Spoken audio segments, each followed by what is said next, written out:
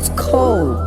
Look, 3 wings, fillet burger and a side of chips. Bad for my system, but it kinda helps me reminisce. And boss man's known the kid since I was a kid. I walk in the shop, you can barely recognize who it is. Cause my eyes aren't as wide as they used to be, and my smiles got more heavy with less teeth. I'm much better than these rappers under scrutiny. The line between talent and clout's getting hard to see.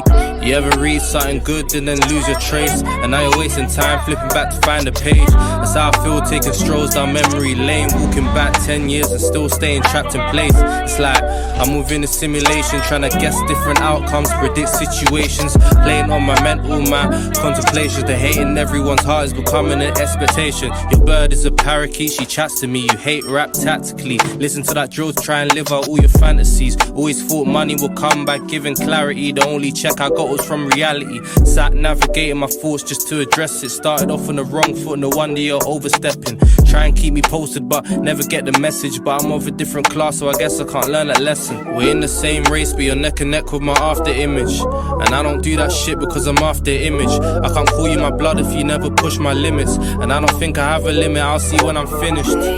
I am the bar, I am the level.